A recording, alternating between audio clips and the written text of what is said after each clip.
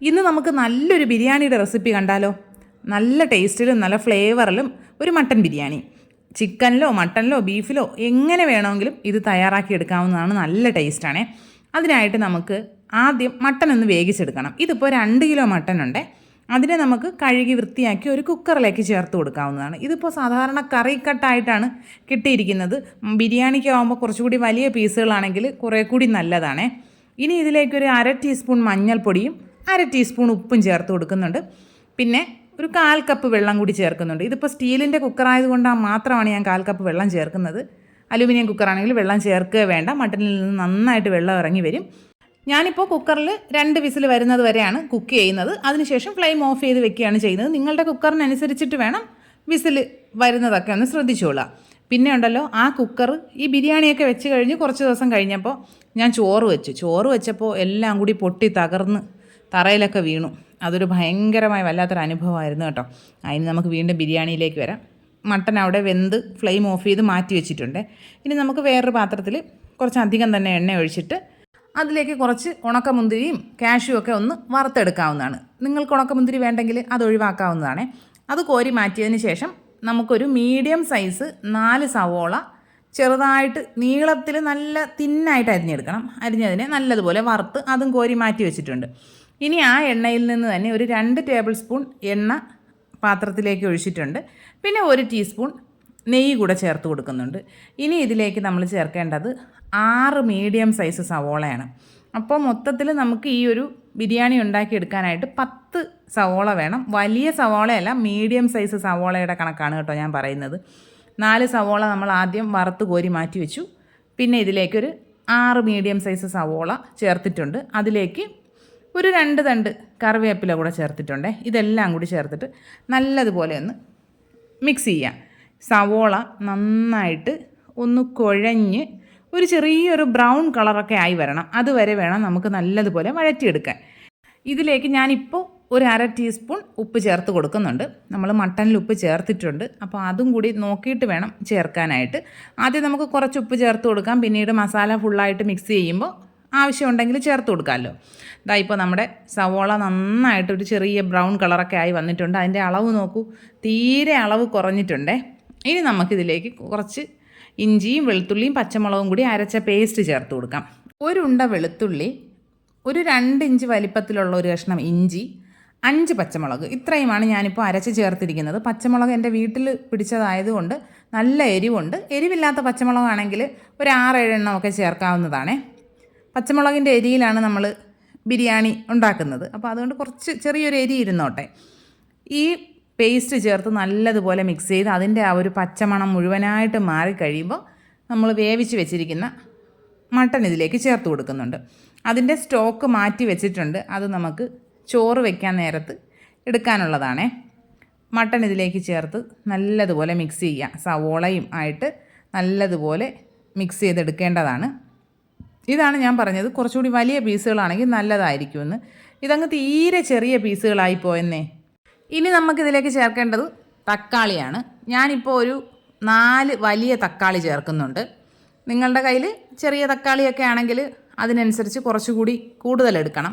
കാരണം ഈ തക്കാളിയൊക്കെ ചേർക്കുന്നതിനനുസരിച്ചിട്ടാണ് നമ്മുടെ ബിരിയാണിയിൽ നന്നായിട്ട് മസാല ഉണ്ടാവുക. ഈ തക്കാളി നന്നായിട്ട് വെന്ത് കുഴഞ്ഞു വരണം. അപ്പോഴാണ് നമുക്കിനി ഇതിലേക്ക് തൈര് ചേർക്കേണ്ടത്. ഞാനിപ്പോൾ വീട്ടിൽ ഒഴിച്ച തൈരായതുകൊണ്ട് അത്യാവശ്യം പുളി ഉണ്ടാവുമല്ലോ. അങ്ങനെ ആയതുകൊണ്ട് ഞാനിപ്പോൾ ഒരു 1/2 കപ്പ് ചേർത്ത് കൊടുക്കുന്നുണ്ട്.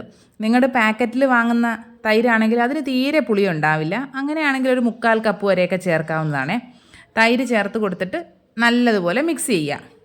ഈ സമയത്തെല്ലാം ഫ്ലെയിം ഹൈയിലാണ് കേട്ടോ കിടക്കുന്നത്. കാരണം ഈ പാത്രത്തിൽ അടിക്ക് പിടിക്കില്ല എന്ന് ഉറപ്പുള്ളത് കൊണ്ടാണ് ഞാൻ ഹൈ ഫ്ലെയിമിലിട്ട് കുക്ക് ചെയ്യുന്നത്. എപ്പോഴായാലും നമ്മളിങ്ങനെ മസാല ചെയ്യുമ്പോൾ കുറച്ച് കട്ടിയുള്ള പാത്രം തന്നെ എടുക്കുന്നതായിരിക്കും നല്ലത്. നമ്മൾ ഈ വീഡിയോയിൽ കാണുമ്പോൾ ഒരുപാട് സമയം എടുക്കുന്നത് പോലെ തോന്നുമെങ്കിലും അത്രയൊന്നും ഇല്ല കേട്ടോ. ആ സവോള എന്ന് വാടി കിട്ടേണ്ട പാടേ ഉള്ളൂ. ബാക്കിയെല്ലാം പെട്ടെന്ന് ആയി കിട്ടും. ഉപ്പ് കുറവാണ് എന്ന് തോന്നിയത് കൊണ്ട് ഞാനൊരു 1/4 ടീസ്പൂൺ ഉപ്പ് കൂടി ചേർത്ത് കൊടുത്തിട്ടുണ്ട്. ഉപ്പ് ചേർത്തതിന് ശേഷം പിന്നെ നമ്മൾ വറുത്ത് വെച്ചിരിക്കുന്ന സവാള ഉണ്ടല്ലോ, അതിൽ നിന്ന് ഒരു പിടി സവോള ഇതിലേക്ക് ചേർക്കുന്നുണ്ട്. ഒരു പിടി ഇങ്ങനെ വാരി അതിലേക്ക് അങ്ങ് ഇട്ട് കൊടുക്കുക. അത്രയും മതി. ഇനി ഇതിലേക്ക് നമുക്ക് കുറച്ച് മസാലപ്പൊടികൾ ചേർക്കാനുണ്ട്. വളരെ കുറച്ചേ ഉള്ളൂ കേട്ടോ. 1 ടേബിൾ സ്പൂൺ മല്ലിപ്പൊടി ചേർക്കുന്നുണ്ട്. 1/4 ടീസ്പൂൺ ഗരം മസാല ചേർക്കുന്നുണ്ട്. 1 ടീസ്പൂൺ കാശ്മീരി ചില്ലി പൗഡർ ചേർക്കുന്നുണ്ട്. ഇത്രയും ചേർക്കുന്നുള്ളൂ. ഒരുപാട് മസാലയൊന്നുമില്ല. വേറെ നമ്മൾ ബിരിയാണി മസാലയോ അങ്ങനെ ഒന്നും ചേർക്കുന്നില്ല. എപ്പോഴും നമ്മുടെ വീട്ടിലുള്ള മസാലപ്പൊടികൾ മാത്രമേ യൂസ് ചെയ്യുന്നുള്ളൂ കേട്ടോ. ഇനി ഇത് നല്ലതുപോലെ ഒന്നുകൂടി മിക്സ് ചെയ്തെടുക്കുക. മസാലപ്പൊടി എല്ലാം നമ്മുടെ ആ ഒരു ഗ്രേവിയിൽ മുഴുവനായിട്ടും ആവണം. അതിനായിട്ട് നല്ലതുപോലെ യോജിപ്പിച്ചെടുക്കണം. ഇനി നമുക്ക് ലാസ്റ്റ് ഇതിലേക്ക് ചേർക്കേണ്ടത് കുറച്ച് മല്ലിയിലയും പുതിനയിലയാണ്. പുതിനയില ഒരു 3-4 ഇല മാത്രം ചേർത്താൽ മതി. മല്ലിയില നന്നായിട്ട് ഒരു പിടിയോളം ചേർത്ത് കൊടുക്കുക. മല്ലിയില എത്രത്തോളം ചേർക്കുന്നോ അതിനനുസരിച്ച് ടേസ്റ്റ് ഉണ്ടാകും കേട്ടോ. നല്ലതുപോലെ മിക്സ് ചെയ്യുക. ഫ്ലെയിം ഓഫ് ചെയ്തിട്ട് നമുക്ക് അടച്ച് മാറ്റി വയ്ക്കാവുന്നതാണ്.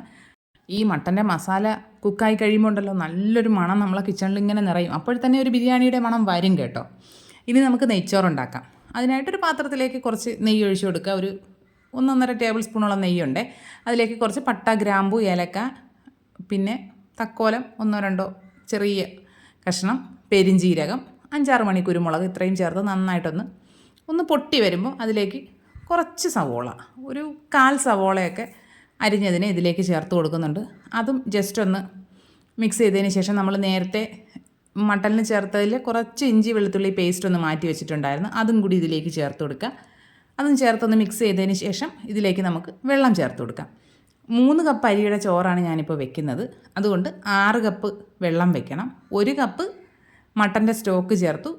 ബാക്കി 5 കപ്പ് വെള്ളം ചേർക്കുകയാണ് ചെയ്യുന്നത്. ഇനി ഇതിലേക്ക് ആവശ്യത്തിനുള്ള ഉപ്പ് ചേർത്ത് കൊടുക്കുന്നുണ്ട്. 3-4 തൊണ്ടൻ മുളക് ചേർത്ത് കൊടുക്കുന്നുണ്ട്. 1 മുറി നാരങ്ങ പിഴിഞ്ഞ് ചേർക്കുന്നുണ്ട്. പിന്നെ വെള്ളം തിളച്ച് വരുമ്പോൾ നമ്മുടെ അരി അതിലേക്ക് ചേർത്ത് കൊടുത്തിട്ട് ചോറ് വെച്ചെടുക്കുക.